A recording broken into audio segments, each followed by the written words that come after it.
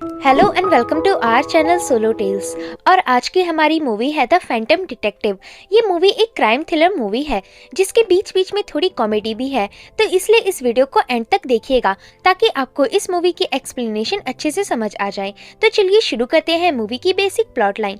तो मूवी की स्टार्टिंग में हमें एक डिटेक्टिव को दिखाया जाता है जिसे अपने सपने में उसकी मॉम की आवाज़ आती है कि तुम्हें मेरा बदला लेना होगा डिटेक्टिव। अब इतने में ही डिटेक्टिव की नींद खुलती है और वो खुद को अपनी गाड़ी में पाता है। असल में जब डिटेक्टिव 8 साल का था तभी उसकी मदर को किसी अंधे आदमी ने मार डाला था और इसके अलावा डिटेक्टिव को उसके बचपन का कुछ याद नहीं। आगे डिटेक्टिव अपनी आइडेंटिटी बदलकर कुछ बदमाश लोगों से मिलता है। डिटेक्टिव कई दिनों से इन्हीं के साथ इनका दोस्त बनकर रह रहा था। मूवी के अगले सीन में डिटेक्टिव इन तीनों को एक बेसमेंट की तरफ ले जाते हुए कहता है कि तुम सभी जिसे ढूंढ रहे हो वो यही है। दरअसल ये तीनों डिटेक्टिव को मारने के लिए उसे ढूंढने आए होते हैं, लेकिन डिटेक्टिव अपनी आइडेंटिटी बदलकर इन्हीं के सामने होता है। आगे ये तीनों बेसमेंट में जाते ही अंधाधुंध फायरिंग स्टार्ट कर देती हैं, पर यहाँ कोई नहीं होता। आगे डिटेक्टिव वहाँ की लाइट्स ऑन करता है और एक रिकॉर्डिंग सुनाते हुए बताता है कि ये तुम्हारे फैमिली मेंबर्स की आवाजें हैं और हमारा एक आदमी उनके पास है। अगर तुम उन्हें खोना नहीं चाहते तो अपनी अपनी गन इस टेबल के नीचे रखो। तो ये तीनों डिटेक्टिव की बात मानकर गन को टेबल में रख देती हैं, पर तभी डिटेक्टिव गन को उठाते हुए उन्हें गन पॉइंट में रखकर बताता है कि ये आवाजें नकली थी। अब जो मैं तुमसे पूछूं उसका सही सही जवाब देना। तो क्या तुम में से कोई किम ब्योंग नाम के एक बूढ़े आदमी का एड्रेस जानता है? तो उनमें से एक आदमी कहता है हाँ, मुझे सिर्फ इतना याद है कि वो योनसिन गांव में रहता है। तो ये सुनकर डिटेक्टिव एक कटर निकालते हुए कहता है कि शायद उंगली काटने के बाद तुम्हें उसका एड्रेस भी याद आ जाएगा। आगे डिटेक्टिव को उन तीनों से उस बूढ़े आदमी का एड्रेस लेकर जाते हुए दिखाया जाता है। यहाँ डिटेक्टिव खुद से अकेले में बातें करता है। असल में डिटेक्टिव को खुद से बातें करने की आदत होती है। डिटेक्टिव अपने बारे में बताता है कि मैं एक सीक्रेट एजेंट हूँ और जिस एजेंसी के लिए मैं काम करता हूँ उसमें मैं अपनी असल पहचान किसी को नहीं बता सकता। हमारी एजेंसी बिल्कुल सीक्रेट है क्योंकि इसमें ऊंचे दर्जे के लोग और छोटे दर्जे के लोगों में फर्क न करते हुए सभी को एक ही तरह की सजा दी जाती है। इसलिए गवर्नमेंट ने हमारी एजेंसी को बैन कर रखा है, लेकिन हम गवर्नमेंट से छिपकर इलीगल तरीके से काम करते हैं। आगे हमें एक बूढ़े आदमी किम ब्योंग को दिखाया जाता है जिसे डिटेक्टिव ढूंढ रहा है। किम ब्योंग दोनों आंखों से अंधा होता है और शायद यही डिटेक्टिव की मदर का हत्यारा भी हो सकता है। किम ब्योंग यहाँ अपनी 2 ग्रैंड डॉटर्स के साथ छोटे से घर में रहता है। पहली ग्रैंड डॉटर का नाम हानिको और दूसरी का नाम मैल होता है।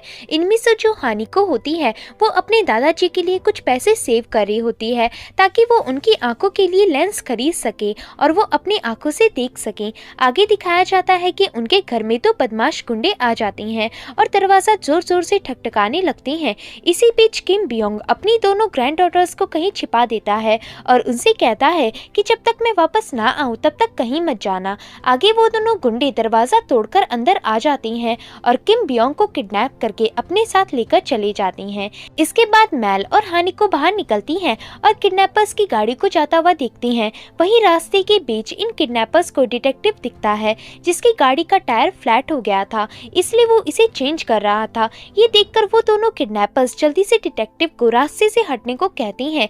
इसी दौरान डिटेक्टिव हटते हुए उनकी गाड़ी का नंबर अपने दिमाग में नोट कर लेता है और वहां से उस बूढ़े आदमी के घर निकल जाता है। रास्ते के बीच डिटेक्टिव को उस आदमी की ग्रैंड डॉटर्स मिलती हैं जो अपने दादाजी को ढूंढ रही थी। डिटेक्टिव इन्हें इग्नोर करते हुए उनके घर तक पहुंचता है, लेकिन यहाँ पर उसे सब कुछ फैला हुआ दिखता है। यहाँ डिटेक्टिव की नजर एक कैलेंडर पर पड़ती है जिसमें 24 तारीख के ऊपर क्रॉस का निशान होता है। डिटेक्टिव के इतना देखते ही वहाँ पर हानिको और मैल आ जाती हैं और उस डिटेक्टिव से पूछते हैं कि तुम कौन हो। तो डिटेक्टिव इन्हें अपना नकली नाम बताते हुए कहता है कि मैं तुम्हारे ग्रैंडफादर को जानता हूँ। असल में मैं एक गवर्नमेंट एम्प्लॉय हूँ और शायद तुम्हारे ग्रैंडफादर यहाँ से कुछ हफ्तों में शिफ्ट करने वाले थे, इसलिए मुझे उनकी सिग्नेचर की जरूरत थी, लेकिन शायद वो यहाँ पर नहीं है, इसलिए मुझे उनसे ज्यादा तुम्हारी जरूरत है उन्हें ढूंढने के लिए। तो हानिको डिटेक्टिव की बात का काफी जल्दी यकीन कर लेती है और कहती है कि इनके पहनावे से सच में लगता है कि ये कोई गवर्नमेंट ऑफिसर हैं। लेकिन उसकी छोटी बहन मैल, जो कि इस पूरे फिल्म में डिटेक्टिव को ताने मारती है, वो कहती है कि ये तो शक्ल से ही चोर लगता है, पर फिर भी ये दोनों डिटेक्टिव के साथ चलने को तैयार हो जाती हैं।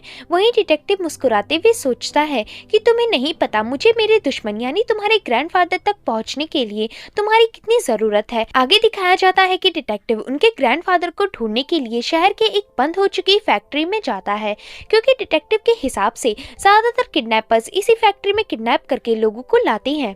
यहाँ इस जगह पर डिटेक्टिव को कुछ फुटप्रिंट्स मिलती हैं और इन फुटप्रिंट्स की मिट्टी से वो समझ जाता है कि किडनैपर कोई ऐसा है जिसके घर के पास बहुत सारे पिग्स और गाय हैं और शायद उसका एक फार्म हाउस है जिसे कहीं बाहर जाते वक्त हमेशा उसके पैर फार्म हाउस से टच होती हैं। इसके बाद डिटेक्टिव को उस जगह पर एक बड़े से बॉक्स के अंदर एक डेड बॉडी मिलती है। इस आदमी को गोली मारकर मारा गया था। डिटेक्टिव को उस आदमी की जेब में एक ID कार्ड मिलता है जिसमें जेम्स नाम लिखा होता है, मतलब मरे हुए आदमी का नाम जेम्स था। आगे डिटेक्टिव इन दोनों लड़कियों को गाड़ी में वेट करने को कहकर किसी को कॉल करके कुछ पैसे मांगता है। डिटेक्टिव अपनी आवाज में बताता है कि जिसे वो पैसे मांग रहा है वो उन्हीं की एजेंसी की प्रेसिडेंट यानी हेड है और 20 साल पहले उसके फादर मुझे अडॉप्ट करके अपने घर ले आए थे, जिसके बाद जब हम बड़े हुए तो हमने सभी को जस्टिस देने के लिए एक एजेंसी बनाई और उसमें सबसे बड़ा पोस्ट मेरा है। आगे हमें एक कैंडिडेट को दिखाया जाता है जो इलेक्शन में खड़ा होता है और इस कैंडिडेट की कलाई में एक अजीब सा निशान बना होता है और वो जो कुछ भी बोल रहा होता है वो सब टीवी में टेलीकास्ट हो रहा था। इस टेलीकास्ट को एक दुकान में काम करने वाली एक लेडी देख रही थी, पर तभी वहाँ पर दुकान में डिटेक्टिव आता है और कुछ खरीदते हुए उस लेडी से पूछता है कि क्या आपको इस शहर के पास किसी ऐसे आदमी का घर पता है जिसके घर में ही एक छोटा सा फार्म हाउस है। तो वो लेडी कहती है हाँ, ऐसा एक घर है। इतना कहकर वो डिटेक्टिव को वहाँ का एड्रेस बताती है, पर तभी डिटेक्टिव की नजर उस लेडी के कैलेंडर पर पड़ती है। इस लेडी ने भी अपने कैलेंडर की 24 तारीख पर सर्कल लगा रखा था। इसके बाद डिटेक्टिव एड्रेस लेकर उस आदमी के घर जाता है और कहता है कि वो किडनैपर शहर से दूर इतनी जल्दी कहीं नहीं जा सकता, वो जरूर यहीं कहीं होगा। और होता भी ठीक ऐसा ही है। वो डिटेक्टिव को शराब पीकर सोया हुआ दिखता है। डिटेक्टिव उसे जगाते हुए डेड बॉडी यानी जेम्स की फोटो दिखाकर पूछता है कि क्या तुमने इसका किडनैप किया था और रिसेंटली तुमने एक बूढ़े आदमी का भी किडनैप किया है, बताओ वो बूढ़ा आदमी कहाँ है। तो किडनैपर कहता है मैं नहीं जानता, उसे वो आदमी ले गया जिसने मुझे उस बूढ़े आदमी को किडनैप करने को कहा था। इसके अलावा मैं कुछ नहीं जानता और वैसे भी मैं ये सारी बातें तुम्हें क्यों बताऊं, तुम्हारे पास कोई सबूत भी नहीं है। तो डिटेक्टिव झूठ कहता है कि असल में मैं एक पुलिस इंस्पेक्टर हूँ और मैं तुम पर नजर रख रहा था। याद करो वो आदमी मैं ही हूँ जो तुम्हें रास्ते में मिला था। मैं अभी अंडरग्राउंड हूँ और उस आदमी को ढूंढने की कोशिश कर रहा हूँ जिसने तुम्हें बूढ़े आदमी को किडनैप करने के लिए हायर किया था। डिटेक्टिव के इतना कहते ही वहां पर एक कॉल आता है। डिटेक्टिव पहले से ही समझ जाता है कि ये जरूर मेन किडनैपर का कॉल है, इसलिए वो किडनैपर से कहता है ध्यान से सुनो, अगर वो तुम्हें कहीं बुलाए तो मुझे उसका लोकेशन सीधी तरह से बता देना, वरना मैं तुम्हें यहीं उड़ा दूंगा। तो ये सुनने के बाद वो किडनैपर कॉल उठाता है। ये कॉल मेन किडनैपर यानी उसी के बॉस का होता है। मेन किडनैपर को कहीं मिलने बुलाता है और उसे एड्रेस भी बताता है। यहाँ डिटेक्टिव को भी किडनैपर एड्रेस बताने वाला होता है, पर तभी उस किडनैपर के कमरे में मैल आ जाती है जिसे संभालने के लिए हानि को भी यहाँ पर आ जाती है। मैल डिटेक्टिव से पूछती है कि आप मेरे ग्रैंडफादर को ढूंढने की जगह यहाँ रजिस्ट्रेशन करने आ गए। तो ये सुनकर किडनैपर कहता है मतलब तुम पुलिस वाले नहीं हो, निकल जाओ यहाँ से। तो इसके बाद मूवी के अगले सीन में ये तीनों गाड़ी में होती हैं जहाँ पर बिल्कुल खामोशी होती है, पर तभी मैल कहती है कि तुमने उनसे झूठ क्यों बोला कि तुम पुलिस इंस्पेक्टर हो। तो डिटेक्टिव इसका कोई जवाब नहीं देता, पर तभी डिटेक्टिव को किडनैपर कहीं जाता हुआ दिखता है। डिटेक्टिव उसका पीछा करते हुए एक जगह पर पहुंचता है। यहाँ मेन किडनैपर उसी जगह में उस बूढ़े आदमी के साथ उस किडनैपर के आने का इंतजार कर रहा होता है और जैसे ही किडनैपर वहाँ आता है तो मेन किडनैपर उसे शूट कर देता है, क्योंकि मेन किडनैपर को पता था कि उस आदमी के जरिए कोई भी उन तक पहुँच सकता है। इसके बाद मेन किडनैपर गाड़ी स्टार्ट करके वहाँ से भागने लगता है। डिटेक्टिव गोली मारकर उसका पीछा करता है, लेकिन वो वहाँ से भाग जाता है। अगले दिन डिटेक्टिव हानिको और मैल को अपने साथ कहीं ले जा रहा होता है और इतने में ही डिटेक्टिव की नजर हानिको के बॉक्स पर जाती है जिसमें हानिको ने अपने दादाजी के लेंसेज के लिए पैसे सेव कर रखे थे, लेकिन यहाँ हानिको वो पैसे डिटेक्टिव को दे देती है। इसके बाद दिखाया जाता है कि डिटेक्टिव एक पुराने होटल में इन्हें सेटल करने जाता है। यहाँ डिटेक्टिव नोटिस करता है कि यहाँ पर लाए गए सारे फर्नीचर सेकंड हैंड है। अब होटल का मालिक बच्चों को च्युइंगम देते हुए पूछता है कि ये तुम्हारे अंकल हैं, तो मेल बताती है नहीं, ये सिर्फ हमारे ग्रैंडफादर को कुछ बुरे लोगों के चंगुल से छुड़ाने के लिए आए हैं। मेल के इतना बताते ही डिटेक्टिव मेल का मुंह पकड़ लेता है और होटल के मालिक को बताता है कि मैं एक पब्लिक प्रोसिक्यूटर हूँ और मेरा काम हमले में मर चुके लोगों की फैमिली का ख्याल रखना है, और शायद इनके दिमाग में इनकी फैमिली की मौत का असर अभी तक है। आगे डिटेक्टिव फोन डिक्शनरी लेकर शहर के पास वाले हर वर्कशॉप वालों को कॉल करके मरे हुए विक्टिम यानी जेम्स के बारे में पूछता है। असल में आईडी कार्ड के हिसाब से जेम्स किसी पास के वर्कशॉप में काम करता था और डिटेक्टिव जेम्स यानी जहां वो काम करता था उस वर्कशॉप के बारे में जानना चाहता था। पर इतने में ही इस कमरे में होटल का मालिक आ जाता है और डिटेक्टिव से कहता है कि मुझे आपको कुछ बताना है कि ये सारे फर्नीचर मैं आज सुबह ही एक जगह से लाया था। वो एक पुरानी बिल्डिंग थी जिसमें मैंने कुछ अजीब सा देखा। पर डिटेक्टिव इन बातों पर ध्यान नहीं देता। लेकिन तभी जब डिटेक्टिव उस लिस्ट में देखकर एक कार रिपेयरिंग करने वाले वर्कशॉप में कॉल करता है तो उसे रिप्लाई आता है कि कल से जेम्स यहाँ नहीं आया है। अब ये सुनकर डिटेक्टिव फोन रखते हुए उस वर्कशॉप पर मार्क करता है और हंसते हुए बाहर चला जाता है। उसे पता लग जाता है कि जेम्स किस वर्कशॉप में काम करता था। इसी बीच हानिको को दिखाया जाता है जो डिटेक्टिव की हेल्प के लिए सब कुछ अपनी डायरी में नोट करने लगती है। नेक्स्ट सीन में डिटेक्टिव उस एड्रेस वाले वर्कशॉप में पहुंचता है जहां पर जेम्स काम करता था। यहाँ पास ही में डिटेक्टिव को उस मेन किडनैपर की गाड़ी मिलती है, लेकिन उसके अंदर कोई नहीं होता। डिटेक्टिव उस रिपेयरिंग वर्कशॉप के मालिक से मिलकर पूछता है कि ये गाड़ी यहाँ कौन लाया था, तो वर्कशॉप का मालिक हेनरी बताता है कि इसे कल रात इधर रिपेयरिंग के लिए कोई छोड़ गया था और अपना एड्रेस दे गया था। तो डिटेक्टिव कहता है क्या आप मुझे वो एड्रेस दे सकती हैं, तो हेनरी पूछता है क्यों। तो इससे पहले डिटेक्टिव कुछ बता पाता वहाँ पर मेल और हानिको आ जाती हैं। इस बार मेल डिटेक्टिव की जगह झूठ बोलते हुए कहती है कि ये एक पुलिस इंस्पेक्टर है और हमारे दादाजी को ढूंढ रहे हैं। तो ये सुनकर डिटेक्टिव उन्हें यहाँ से भागने को कहता है, लेकिन तभी हेनरी पूछता है कि क्या तुम सच में एक डिटेक्टिव हो। तो डिटेक्टिव अपना नकली कार्ड दिखाते हुए कहता है हाँ, और इस गाड़ी का मालिक एक किडनैपर है जिसे मैं ढूंढ रहा हूँ। तो इसके बाद हेनरी उन्हें उस गाड़ी के मालिक का एड्रेस दे देता है। आगे ये तीनों उसी एड्रेस की बिल्डिंग के पास में इन किडनैपर के आने का वेट करती हैं और जैसे ही किडनैपर वहां आता है डिटेक्टिव उसका पीछा करके उसके अपार्टमेंट तक पहुंचता है और छिपते हुए उसके कुछ डॉक्यूमेंट्स अपने पास रख लेता है। लेकिन तभी किडनैपर जिसका नाम कैल होता है वो डिटेक्टिव को देख लेता है। डिटेक्टिव उसे गन पॉइंट पर लाकर उसे अपना झूठा नाम बताता है और उसे कहता है कि मैं एक पुलिस इंस्पेक्टर हूँ और तुम्हें किम बियोंग को किडनैप करने के अपराध में अरेस्ट कर रहा हूँ। तो ये सुनकर कैल हंसते हुए कहता है और कितना झूठ बोलोगे। ऐसा कहकर कैल डिटेक्टिव का असली नाम बताता है। ये देखकर डिटेक्टिव हैरानी में पड़ जाता है क्योंकि उसने आज तक अपना असली नाम किसी को नहीं बताया था। कैल आगे कहता है कि तुम किम बियोंग को क्या ढूंढोगे, तुम्हें तो अपने बारे में भी नहीं पता कि तुम क्या थे। तो डिटेक्टिव पूछता है तुम कौन हो और मेरे बारे में क्या जानते हो। तो कैल इस बात का कोई भी जवाब ना देते हुए डिटेक्टिव को मारना शुरू कर देता है। यहाँ के फाइट को देखने के बाद हमें ऐसा लगता है जैसे कि कैल एक सुपर ह्यूमन है या फिर उसे फाइटिंग बहुत अच्छे से आती है, क्योंकि वो डिटेक्टिव को बहुत बुरी तरह से पटक पटक कर मारता है और उसे दूसरे कमरे में फेंककर अपनी गन लाकर उसे शूट कर देता है।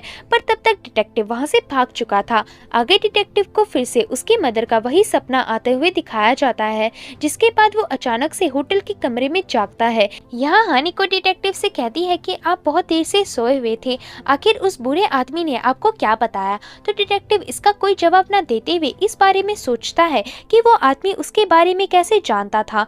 आगे डिटेक्टिव उस आदमी यानी काल के डॉक्यूमेंट्स चेक करता है जो उसे उसके कमरे से मिले थे। इस डॉक्यूमेंट को देखने पर डिटेक्टिव को इतना पता चलता है कि इनका कोई प्लान 21 तारीख को शुरू होने वाला था। असल में आज 22 तारीख होती है, इसलिए कल इनका प्लान शुरू हो गया था। तो 21 तारीख के बाद 22 तारीख में ये लोग कुछ गन्स की डीलिंग करने वाले हैं। 23 तारीख में ये लोग पुलिस की सारी पावर्स छीन लेंगे, यानी गवर्नमेंट पुलिस को सपोर्ट नहीं करेगी। और लास्ट में 24 तारीख के 9 बजे कुछ बहुत बड़ा होगा। आगे डिटेक्टिव 24 अक्टूबर की तारीख को नोट करके रख लेता है। इसके बाद उसी दिन दोपहर के समय कैल और उसके लोग होटल की लोकेशन पता करके डिटेक्टिव को ढूंढने आते हैं, लेकिन इन लोगों को डिटेक्टिव कहीं नहीं मिलता। तो ये लोग होटल के मालिक से डिटेक्टिव कहाँ गया इस बारे में पूछते हैं। वहीं फ्लैशबैक में दिखाया जाता है कि डिटेक्टिव को सुबह उठते ही पता लग गया था कि कैल उसे ढूंढ कर मारने जरूर आएगा, क्योंकि उसके पास उसके डॉक्यूमेंट्स हैं। इसलिए डिटेक्टिव ने पहले से ही होटल के ओनर को समझा दिया था कि अगर कोई उन्हें ढूंढने आए या फिर उनसे उनका लोकेशन पूछे तो उसे ये बताना कि मुझे उनका लोकेशन नहीं पता, लेकिन हाँ वो लोग शाम तक यहाँ दोबारा लौट आएंगे। तो होटल का मालिक उन्हें यही बताता है और फिर वह सभी वहाँ से चले जाते हैं। वहीं दूसरी तरफ डिटेक्टिव को दिखाया जाता है जो एजेंसी के प्रेसिडेंट से पैसे मांगने के लिए कॉल करता है, लेकिन प्रेसिडेंट कहती है कि वो और पैसों का इंतजाम नहीं कर सकती और इतने में ही डिटेक्टिव के कॉल करने के पैसे खत्म हो जाते हैं, जिसे कॉल एंड हो जाता है। आगे डिटेक्टिव अपनी स्लीपिंग पिल्स खाने की कोशिश करता है ताकि वो थोड़ा सा शांत रह सके, पर तभी उसकी पिल्स जमीन पर गिर जाती हैं, लेकिन उसे मैल और हानि को साफ करके डिटेक्टिव को वापस दे देती हैं। डिटेक्टिव कहता है कि अभी हम हेनरी के वर्कशॉप में भी नहीं जा सकते क्योंकि वो लोग हमें ढूंढ रहे होंगे। हमें तुम्हारे ग्रैंडफादर को ढूंढने के लिए एक ऐसी जगह को ढूंढना होगा जो जगह पूरी तरह से खाली और बंद हो चुकी हो, क्योंकि उन लोगों ने तुम्हारे ग्रैंडफादर को वहीं कैद करके रखा होगा। इतना कहते ही डिटेक्टिव को एक आइडिया आता है और फिर ये तीनों डिस्ट्रिक्ट गवर्नमेंट ऑफिस में जाते हैं और वहाँ पर एक एम्प्लॉय से किसी सर्वे के बहाने से पूछते हैं कि इस एरिया में कोई बिल्कुल खाली बिल्डिंग है जहाँ पर कोई नहीं जाता। तो वो आदमी उन्हें एक लोकेशन दिखाते हुए कहता है हाँ यहाँ ऐसी जगह है जिस बारे में आप बात कर रहे हैं। तो आगे डिटेक्टिव और वो दोनों उस बिल्डिंग के पास जाते हैं। यहाँ बिल्डिंग के पास डिटेक्टिव अपनी गन लोड करता है ताकि वो उन दोनों के दादाजी यानी बूढ़े आदमी किम बियोंग को मारकर अपना बदला ले सके। असल में अभी तक डिटेक्टिव किम बियोंग को मारने के लिए ही उसे ढूंढ रहा था। यहाँ किम बियोंग को बिल्डिंग के बेसमेंट में छिपा रखा होता है, लेकिन बिल्डिंग में झांकने पर किम बियोंग मतलब उनके ग्रैंडफादर उन्हें नहीं दिखते क्योंकि बेसमेंट के ऊपर एक बहुत बड़ी छत होती है। तो इसके बाद डिटेक्टिव को लगता है कि उससे कोई गलती हुई है, तो इसलिए वह सभी वहाँ से जाने लगते हैं। वहीं हमें एजेंसी की प्रेसिडेंट को दिखाया जाता है जिसके एक क्लाइंट को डिटेक्टिव की काबिलियत पर शक होता है, लेकिन प्रेसिडेंट उसे बताती है कि उसकी काबिलियत पर शक मत करो, वो एक मास्टरमाइंड है। उसकी मॉम के खो जाने के बाद से वो थोड़ा एबनॉर्मल है, उसे किसी चीज से डर नहीं लगता और उसका दिमाग इतना तेज है कि इसे शांत करने के लिए उसे स्लीपिंग पिल्स की जरूरत पड़ती है।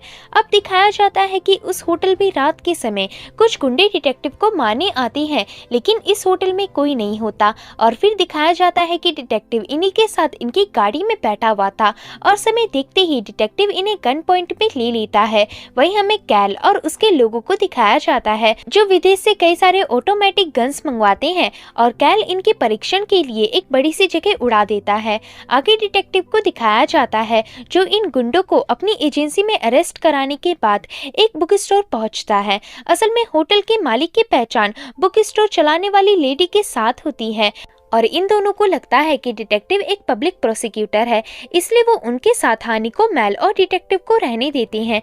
यहाँ डिटेक्टिव फिर से टाउन के किसी मेयर का लेक्चर देखता है और तभी हमें दिखाया जाता है कि उस मेयर के हाथ में भी वैसा ही निशान था जैसा पिछले पॉलिटिशियन के हाथ में था। अब डिटेक्टिव सोचने लगता है कि आखिर क्यों उन बदमाशों ने किम बियोंग को किडनैप किया। किम बियोंग के घर की हालत देखने से ऐसा लग रहा था जैसे कि वो लोग उसके घर में कुछ जरूरी डॉक्यूमेंट्स ढूंढ रहे थे, पर वो उनके हाथ नहीं लगे। तो डिटेक्टिव के इतना सोचने के बाद अगले दिन का सीन दिखाया जाता है जहाँ सुबह सुबह तैयार होते वक्त डिटेक्टिव से हानि को मिलने आती है और डिटेक्टिव को अपने ग्रैंडफादर के बारे में बताने लगती है, पर इसी बीच वो कहती है कि ग्रैंडफादर ने हमें घर से बाहर निकलने से मना किया था, क्या पता वो घर के अंदर ही हो। तो ये सुनकर डिटेक्टिव मना करता है, पर तभी उसे कुछ पता चलता है और वो कहता है कि अगर कैल के लोग कुछ ढूंढ रहे थे और उन्हें वो नहीं मिला, इसका मतलब वो चीज किसी बहुत कॉमन जगह पर छिपाई गई थी जहाँ पर उनका शक ना जाए। ऐसा कहकर डिटेक्टिव हानि को और मैल का बैग चेक करता है जो वो अपने साथ घर से जाते वक्त लाई थी। यहाँ डिटेक्टिव को उनके बैग में एक नोटबुक के अंदर कुछ डॉक्यूमेंट्स मिलते हैं। इन जरूरी डॉक्यूमेंट्स को उन्हीं के दादाजी किम बियोंग ने यहाँ पर छिपाया था। जब डिटेक्टिव इसे पढ़ता है तो उसे पता चलता है कि 40 साल पहले उनके देश में एक सीक्रेट ऑर्गेनाइजेशन यानी एक संस्था थी। इस ऑर्गेनाइजेशन का नाम ग्वान गेन यू था और इसमें किम बियोंग इस ऑर्गेनाइजेशन के अकाउंट जनरल थे, यानी वही पैसों से रिलेटेड सभी चीजों को लिख कर रखते थे। इस ऑर्गेनाइजेशन का मेन मोटिव वैसे तो अपने रिलीजन को कायम रखना था, लेकिन लेकिन फिर धीरे धीरे ये ऑर्गेनाइजेशन पावर की तरफ खींचती चली गई और इसका मेन मकसद खुद को पावरफुल करके लोगों पर राज करने का हो गया। और जैसे जैसे समय बीतता गया ये ऑर्गेनाइजेशन गायब होती चली गई। लोगों को आज भी शक है कि ये सीक्रेट ऑर्गेनाइजेशन आज भी कायम है और लोगों पर राज करना चाहती है। इस ऑर्गेनाइजेशन में बहुत सारे पावरफुल लीडर्स और पॉलिटिशियंस शामिल हैं जो टीवी में लेक्चर दे रहे थे और आज के टाइम में इस ऑर्गेनाइजेशन का मालिक काल है। तो दोस्तों यहाँ से हम समझ पाते हैं कि काल ने किम बियोंग को इसलिए किडनैप किया क्योंकि उसके पास कई सारे ऐसे सबूत थे जिससे दुनिया को उनकी ऑर्गेनाइजेशन के बारे में पता लग सकता था। और काल चाहता था कि जब तक उसके साथ मिले हुए पॉलिटिशियंस की पार्टी पूरी तरह से स्ट्रांग ना हो जाए और पुलिस को कंट्रोल में ना कर ले तब तक इसके बारे में किसी को ना पता चले। आगे डिटेक्टिव इस बारे में एजेंसी के प्रेसिडेंट से बात करता है तो प्रेसिडेंट कहती है मैं जरूर इसमें कुछ करूंगी। तो कॉल के बाद डिटेक्टिव हर इंसिडेंट को मिलाने की कोशिश करता है और उसे पता चलता है कल यानी 24 तारीख के दिन कुछ बेहद खतरनाक होने वाला है और टाउन के ज्यादातर लोगों ने 24 तारीख में सर्कल लगा रखा था। इसका मतलब ये सभी किम बियोंग की तरह इस ऑर्गेनाइजेशन के विक्टिम रह चुके थे और उन्हें इस बारे में पता था। ऐसा कहकर डिटेक्टिव अपना हाथ देखता है और उसकी कलाई में ऐसा ही निशान होता है जैसा उन पॉलिटिशियंस के थे। आगे हानि को डिटेक्टिव को एक आइडिया देती है कि क्यों ना वे तीनों उनके ग्रैंडपा का पोस्टर शहर में लगवा कर ढूंढे। तो डिटेक्टिव कहता है वे कहीं गुमे नहीं है बल्कि उन्हें किसी ने किडनैप करके किसी बिल्डिंग के अंदर छिपा रखा है। तो ये देखते ही डिटेक्टिव को होटल के मालिक की बात याद आती है जब वो डिटेक्टिव को कुछ बता रहा था कि उसने फर्नीचर लाते टाइम एक बिल्डिंग में कुछ अजीब सा देखा था। तो अब डिटेक्टिव होटल के मालिक को कॉल करता है और उससे पूछता है कि तुम उस दिन मुझे किसी बिल्डिंग के बारे में बता रहे थे कि तुमने वहाँ पर कुछ देखा था, क्या तुमने फर्नीचर लाते वक्त किसी बूढ़े आदमी को देखा था? तो वो आदमी कहता है हाँ, वो कुछ अजीब सा ही दिख रहा था, शायद वो कोई बूढ़ा आदमी था। तो डिटेक्टिव पूछता है तुमने उसे कहाँ देखा था, उसका लोकेशन? तब उस आदमी के बताने से पहले ही लैंडलाइन कट हो जाता है। अब डिटेक्टिव को याद आता है कि उस डॉक्यूमेंट में लिखा था कि 2 बजे के करीब सारे लैंडलाइन अपने आप ही कट हो जाएंगे ताकि कोई किसी से कम्युनिकेशन ना कर सके। आगे हमें कैल को दिखाया जाता है जो अपनी बिल्डिंग में थोड़ी देर बाद लौटता है तो देखता है कि उन लोगों का दरवाजा खुला होने की वजह से किम बियोंग यहाँ से भाग गया है। इसके बाद डिटेक्टिव को दिखाया जाता है जो हेनरी के वर्कशॉप में कुछ खरीदने जाता है, पर तभी उसे हेनरी चुपके से बताता है कि जिस बूढ़े आदमी को तुम ढूंढ रहे हो वो यहाँ आया था और अपने ग्रैंड चिल्ड्रंस के बारे में पूछ रहा था, शायद वो इस वक्त अपने घर गया हो। तो डिटेक्टिव कहता है ठीक है, इस बात को अपने तक ही रखना। अब डिटेक्टिव के इतना कहते ही उसकी नजर एक आईने में जाती है जिसमें वो काल को आता हुआ देखता है। इसके बाद डिटेक्टिव हानिको और मेल के साथ दूसरे कमरे में छिप जाता है और हेनरी को उसके बारे में कुछ न बताने को कहता है। आगे कैल वहाँ आता है और उससे डिटेक्टिव के बारे में पूछता है। वहीं डिटेक्टिव और हानिको उस कमरे की एक छोटी सी खिड़की को खोलने की कोशिश करती हैं ताकि मेल बाहर जाकर गाड़ी से डिटेक्टिव की गन ला सके और डिटेक्टिव कायल को मार सके। अब विंडो खोलते वक्त उसे खोलने की जरा सी आवाज आती है लेकिन हेनरी उस आवाज को अपनी वुडन क्रचेस के गिरने की आवाज से ढक लेता है। तो इसके बाद कैल वहां से स्माइल करता हुआ चला जाता है। आगे डिटेक्टिव वहां से बाहर निकलता है और हानिको और मेल से कहता है कि मुझे एक जरूरी काम है इसलिए मैं जा रहा हूँ, तब तक के लिए तुम दोनों हेनरी के साथ रहना। ऐसा कहकर डिटेक्टिव वहां से चला जाता है और उसे पता होता है कि किम बियोंग जरूर अपने ग्रैंड डॉटर के इंतजार में घर में ही होगा। वो उनके घर जाता है और यहाँ पर डिटेक्टिव को फाइनली किम बियोंग अकेला मिलता है। डिटेक्टिव सबसे पहले उसकी मॉम के हथियारे से ये जानने की कोशिश करता है कि उसने उन्हें क्यों मारा था। तो सबसे पहले डिटेक्टिव कहता है कि आप ग्वान गेन ह्यू ऑर्गेनाइजेशन के अकाउंटेंट थे, आपने वहाँ पर जो कुछ भी देखा मुझे सच बताइए, मैं एक डिटेक्टिव हूँ। तो किम बियोंग एक फ्लैशबैक के जरिए बताता है कि ग्वान गेन ह्यू ऑर्गेनाइजेशन बहुत सारे ऐसे पावरफुल लोगों से भरी हुई थी जो गरीब लोगों को दबाते थे। वे सभी को गुलाम बनाकर रखते थे और उनके हाथ में एक निशान बना देते थे। उनका लोगों में काफी खौफ था, उन्होंने कई हजार लोगों को मौत के घाट उतार डाला था। पर धीरे धीरे उनका खौफ और पावर मिटता गया जिससे लोग इस ऑर्गेनाइजेशन से मुक्त हो गए और अपनी जिंदगी जीने लगे। लेकिन अब 24 तारीख यानी कल रात को उस ऑर्गेनाइजेशन का खौफ और पावर दोनों लौटने वाला है, क्योंकि कल वे इस गांव के सभी लोगों को गोलीबारी करके मार डालेंगे। इसके लिए उन्होंने हथियार भी खरीद लिए हैं। जब मुझे इस बारे में पता चला तो अकाउंटेंट होने के नाते मेरे पास इस ऑर्गेनाइजेशन के बारे में कुछ इलीगल डॉक्यूमेंट्स थे, जिससे मैं इन्हें डराता था और इसे सरकार को देने की बात करता था ताकि ये लोग होने वाली गोलीबारी में हमें छोड़ दे। लेकिन अब वो डॉक्यूमेंट्स मेरे पास नहीं है। तो डिटेक्टिव कहता है, मेरा एक और सवाल है, क्या आपने गुलामी के दौरान किसी को मारा था, किसी लेडी को? तो किम बियोंग कहता है, हाँ, मैंने मेरी बेटी और एक लेडी को उस ऑर्गेनाइजेशन से बचाकर कहीं दूर भेजने की कोशिश की थी, लेकिन उन्होंने हमें पकड़ लिया। अब मुझे वहाँ पर दो रास्ते दिए गए, या तो मैं उस लेडी को मार दूं जो मेरे साथ भाग रही थी, या फिर उसे छोड़कर मेरी बेटी के साथ उस ऑर्गेनाइजेशन के मालिक को रेप करने दूं। तो इसलिए मैंने उस लेडी को मार दिया। तो ये सुनकर डिटेक्टिव कहता है, क्या आप जानती हैं कि मैं उसी लेडी का बेटा हूँ जिसे आपने मारा है? मैं सालों से बदले की आग में तड़प रहा हूँ, लेकिन अगर आपको अपने अपराध का अफसोस है तो मैं आपको छोड़ सकता हूँ। तो ये सुनकर किम बियोंग कहता है, नहीं, मुझे इस बात का कोई अफसोस नहीं। अगर मुझे अपनी फैमिली के लिए 10-20 और लोगों को भी मारना पड़े तब भी मैं तैयार हूँ। ऐसा कहकर किम बियोंग डिटेक्टिव के पेट में एक नुकीली चीज से वार करता है और वहाँ से भाग जाता है। वहीं इसके बाद हानि को और मैल को दिखाया जाता है, जिसे हेनरी होटल के मालिक के घर में छोड़ने जा रहा होता है, पर तभी उसे कैल के लोग देख लेते हैं और हेनरी को मारकर उन दोनों को किडनैप कर लेते हैं। साथ ही किम बियोंग भी भागते हुए उसी रोड में आ जाता है और फिर कैल उसे भी अपने साथ ले जाता है। वहीं डिटेक्टिव को दिखाया जाता है जो होटल के मालिक से मिलने बुक स्टोर आता है, लेकिन डिटेक्टिव को यहाँ पर कोई नहीं मिलता। आगे दिखाया जाता है कि होटल का मालिक उस बिल्डिंग में होता है और फर्नीचर लेने के बहाने अंदर जाकर वहाँ के लोगों को घायल करके किम बियोंग को छुड़ाने की कोशिश करता है, लेकिन तभी उसे हानिको और मेल की आवाज आती है। तो इसके बाद वो ये सब डिटेक्टिव को इन्फॉर्म करने के लिए उसे कॉल करता है और फोन में यहाँ का लोकेशन भी बताता है, पर तभी वहाँ पर कैल आ जाता है और होटल के मालिक को काफी बुरी तरह जख्मी करके उसे मार देता है। इसके बाद कैल कॉल जारी रखते हुए कहता है कि अगर तुम्हें उस बूढ़े आदमी किम बियोंग अपने और इस जगह के बारे में जानना है तो इधर आ जाना। आगे हमें डिटेक्टिव का बचपन दिखाया जाता है। जब वो 8 साल का था, उसने इस उम्र में अपनी मॉम को किम बियोंग के हाथों मरता हुआ देखा था और फिर एक दिन किसी तरह उस बिल्डिंग से छिपकर निकल गया था जहाँ पर लोगों को कैदी बनाकर रखा जाता था।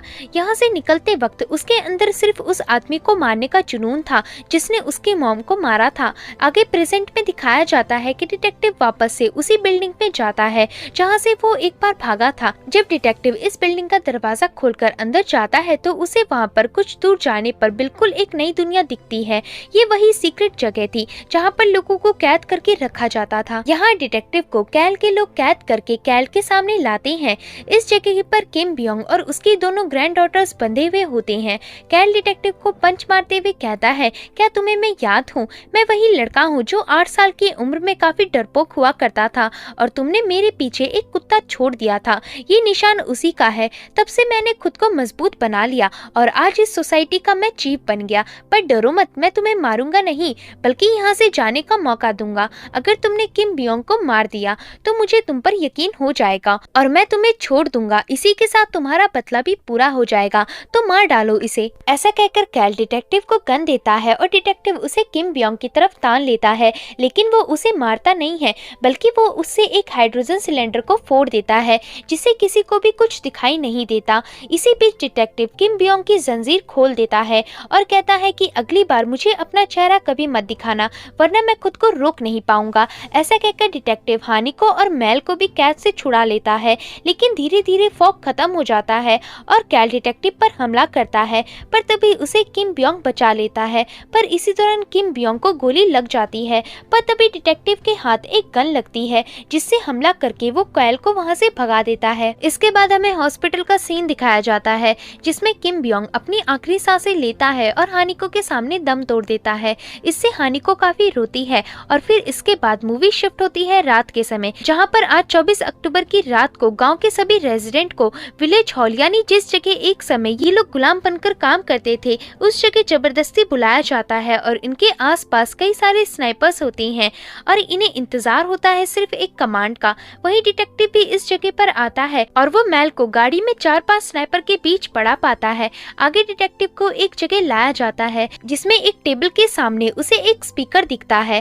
कैल डिटेक्टिव को सारी सिचुएशन बताकर स्नाइपर को अटैक करने का कमांड देता है। ये सुनते ही स्नाइपर फायर कर देती हैं और डिटेक्टिव उन सभी लोगों की चीखें सुन पाता है। जब डिटेक्टिव पीछे मुड़ता है तो देखता है कि गाड़ी के अंदर उन लोगों ने मेल को भी मार दिया है। आगे कैल डिटेक्टिव को कहता है कि अब मरने की बारी तुम्हारी है। ऐसा कहकर वो गन फायर करने की कोशिश करता है, लेकिन कोई भी गन नहीं चलती। हालांकि उन सभी में गोलियां होती हैं। अब डिटेक्टिव स्माइल करता है और तभी डिटेक्टिव के पीछे का पूरा फर्नीचर हट जाता है। ये फर्नीचर गाड़ियों की मदद से गिराया गया था।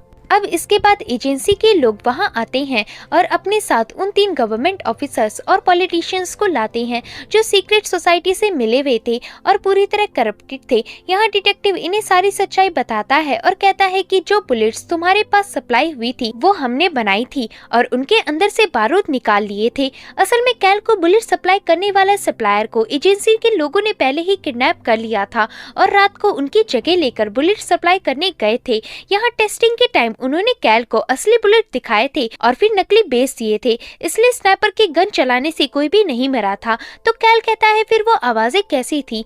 फिर वो डिटेक्टिव बताता है वो आवाजें तुम्हारे लोगों की थी। हमने टाउन के सभी लोगों को हमारी एजेंसी के लोगों से बदल दिया था और एजेंसी के लोगों ने अपने बिग या फिर अपने बैग में गन्स छिपा रखी थी, जिससे उन्होंने तुम्हारे स्नाइपर को मार डाला और वो चीखें भी उन्हीं की थी। वही बात करें टाउन के लोगों की तो उन्हें हमने 2 घंटे की फिल्म देखने के लिए भेज दिया था और वो इस वक्त एंजॉय कर रहे हैं। इसी के साथ मेल को भी हमने बचा लिया है। अब डिटेक्टिव के इतना बताने के बाद इन्हें प्रेसिडेंट की शूट का ऑर्डर मिलता है, जिसके बाद यहाँ पर एक काफी बड़ी फायरिंग होती है और इसमें कैल के सभी लोग मारे जाते हैं। फिर बाद में इस जगह पर प्रेसिडेंट आती है और उन तीनों पॉलिटिशियन से कहती है कि इस बार मैं तुम्हें माफ कर रही हूँ, लेकिन अगर ऐसा कभी दोबारा हुआ तो माफी नहीं मिलेगी। आगे डिटेक्टिव कैल के पास जाता है और कहता है कि तुम बचपन में ऐसे नहीं थे। तो कैल कहता है ऐसा मत जताओ कि तुम जीत गए हो। अगर मेरे फादर को इस बारे में पता चला तो वो तुम्हें नहीं छोड़ेंगे। तो डिटेक्टिव कहता है वो तो क्या, कोई भी मुझ तक नहीं पहुंच सकता क्योंकि मेरे पास मेरा आधार कार्ड भी नहीं है। ऐसा कहकर डिटेक्टिव वहां से चला जाता है और मेल के पास पहुंचकर उसे नींद से उठाता है। आगे मेल को बताया जाता है कि उसके ग्रैंडफादर शहर से कहीं दूर गए हुए हैं। इसके बाद जब डिटेक्टिव मेल और हानिको को उनके घर छोड़ने जाता है तभी डिटेक्टिव हानिको से कहता है कि तुम और कितने दिनों तक मुझसे बात नहीं करोगी।